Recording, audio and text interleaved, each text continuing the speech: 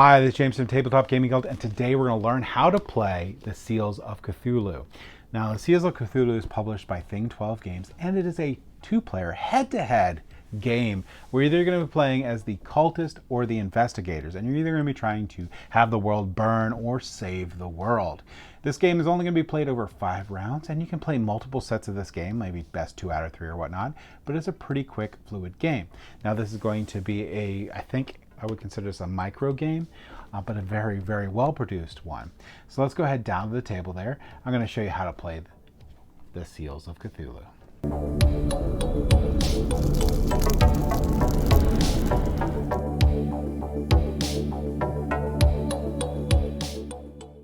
All right, so we're going to look at the Seals of Cthulhu, and I just wanted to show the box first because this is one of my favorite boxes ever. It does look like a book, so it's going to look on the shelf really, really cool. And this sleeve here, which I'm not normally a fan of sleeves here, but this sleeve is awesome. It makes it look locked and you're unlocking it. In addition to this box has magnetic clasp on here, so that is amazing.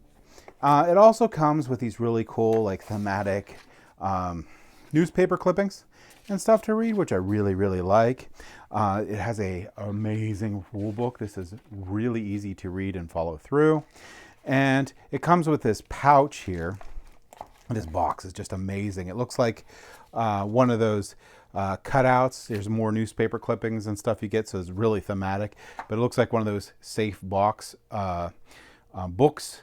Just component quality for this game is through the roof. I really appreciate all the attention of detail they went into this game. It is phenomenal.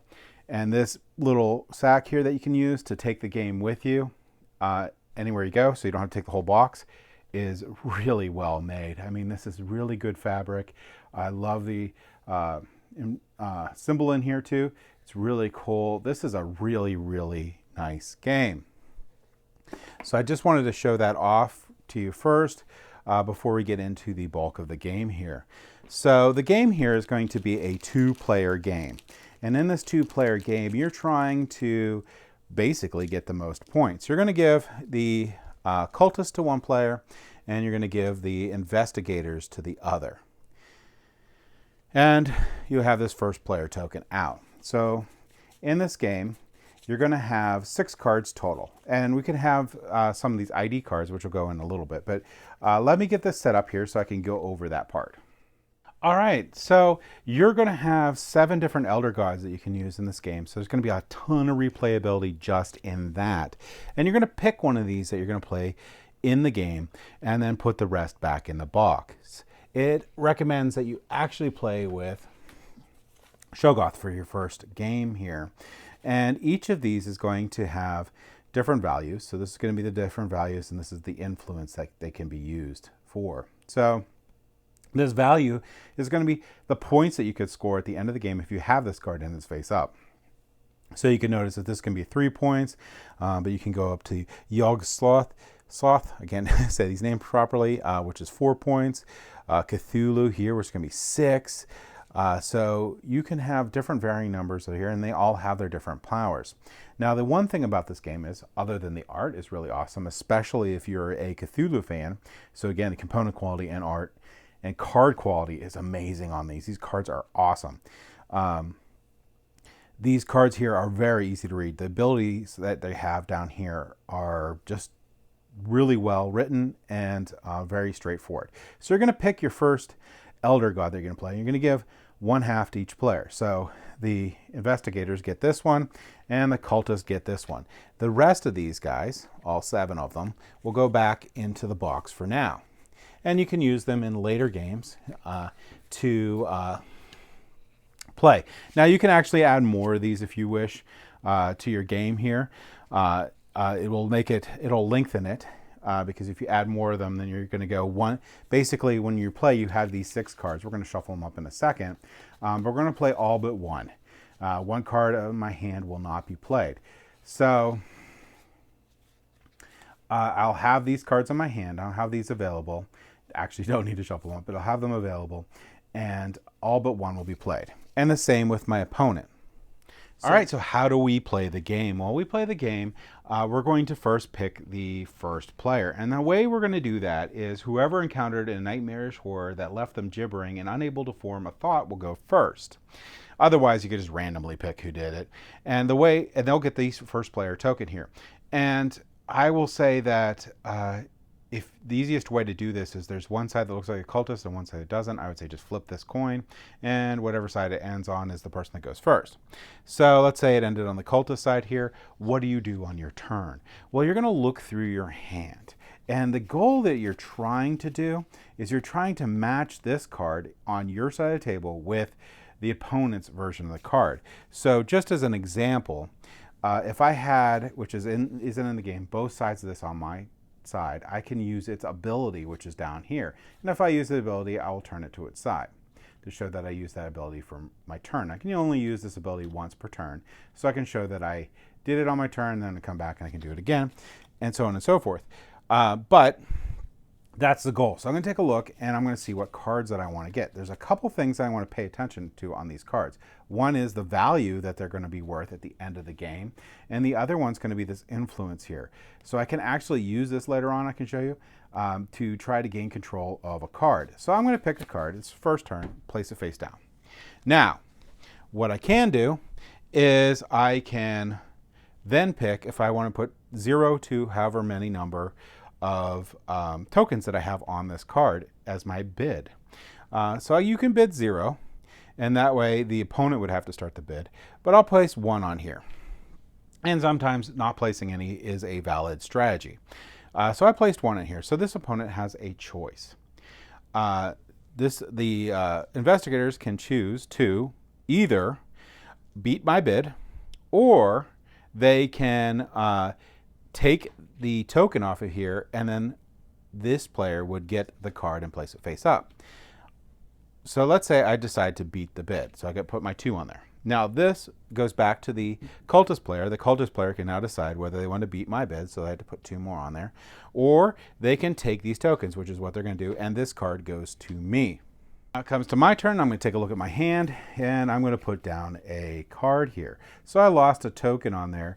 I might be like, you know what, the potion is a really cool card, and I'll show you why it's cool. And I'll be like, you know what, I really want this potion, but I only have 2 tokens left. So you know what, I'm going to put both of them on there.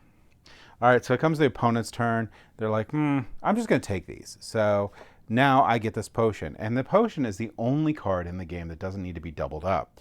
And if I want to use this card, I would basically flip this one face down to flip another card that I control face up. So that could be very useful in the future, but they'll place it here. So that's done. Now this person takes their turn, and they're going to put down this. They're going to take down, they're looking good, so they're going to put down their 5, and they'll put 1 on it. And now I'm going to have to take this, and they get this, and it goes into their area. So they got a gate. So now it's coming down to my turn, and I'm going to put this one down here, and I'm not going to put anything on there. So the opponent has to start the bidding. They're going to put 1 on it.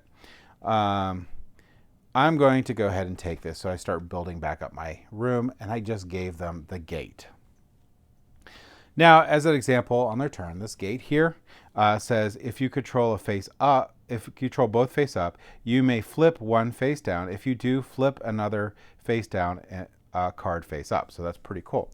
You could do some really cool combos in this game. Like here's the gate closure. If you control both face up, you may flip 1 face down. If you do, flip another face up card face down, which is really cool. Journal here, if you control both face up, you may swap 1 face up card you control with 1 from your hand. That one is incredibly powerful.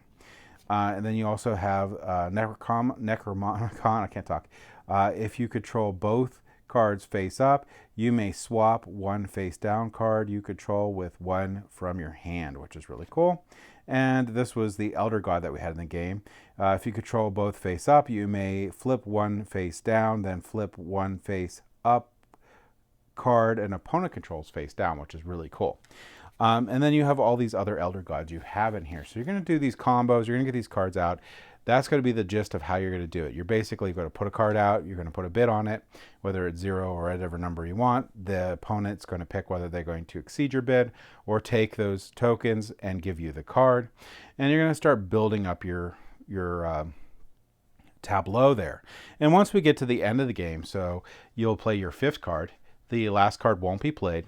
After that's done, both players have played their 5th cards. You're going to tally up your points. You're going to simply tally up the point value on the top of these cards. Now, one thing I need to backtrack a little bit. One thing I could do. So I place this card down, right? I really, really want this card. So I put 2 on here. My opponent's like, ha ha ha ha. They're going to put 3 on here. Well, I can burn a card and remove it from the game. I can use this card here for the value here to add, in this case, 5 to that to guarantee it, or burn my potion to do that. And that's removed. But I will beat that, and then the opponent will have to take these, and I will get my card. So that is also a valid strategy in the game, an incredibly important thing that I did forget to mention in the game itself. So what happens if you tie? If both players have equal control value, the winner is declared by first the player with the most influence markers, which are going to be these little guys right here, the player with the most face-up cards, the player with the most face-up cards in their faction, so either cultist or investigators. But if you're still tied after that, you both lose. So there is no both winning thing in this. If you're the cultist, the elder god devours you for being incompetent, and if you're the investigators, you're fired for being incompetent. So it has a little bit more strongly worded thing on the end of the book for that, but basically there is no ties for this game, and I do find this game is really best to play like best 2 out of 3 sort of thing, so you play several different rounds of the game itself. Now, another thing you could add, which I add in all the time, is you can use these ID cards here. And these ID cards, you have 4 cultists and you have 4 for the investigators. And you could either randomly give them out or let them pick or whatever you want to do. They're going to give you powers here. So this one has use media ties to gather information on others. The Golden Dawn knows what others do not know. So this has this ability down here. Once per game, you may force an opponent to turn their bid face up during the bidding phase, which is really cool. You have 4 of these for the cultists, and then you have 4 of these for the investigators. Like here's Alex Smith, learning some of the secrets of the cultists that has allowed Alex to use their mystic arts to try to save humanity. If you control face-up cards equal to 13 control points at the end of your turn, you immediately win. So that's really cool. Now I'll flip through these, and you could actually pause the video if you want to read any of these. But like I said, these are really cool. And I would say after your first game, you just always play with these. Because they add another dimension to it, and it's awesome. Another thing that's important for this game too is you can add more of these elder gods in if you want. I would suggest just going through and playing a game, at least one game with each of these, and then you can decide whether you want 2 or 3 elder gods in there. Just remember, you're going to play all but 1 card by the end of the game, and the more elder gods you add to the game, the length increases. But this game is a pretty quick game. It plays very quickly. That's why I recommend doing like multiple different rounds of it, or just play through a night, and whenever you stop the person that won the most will win. Again, the rule book was really well done for this. Here's an explanation of all the elder gods in the back here, and all the investigator cards and cultist cards here, the ID cards that you can use. But I will say this is one of the games that I haven't had to go back to the rule book too much, because everything is incredibly well explained on these cards themselves. And that was how to play the Seals of Cthulhu. Thank you for watching.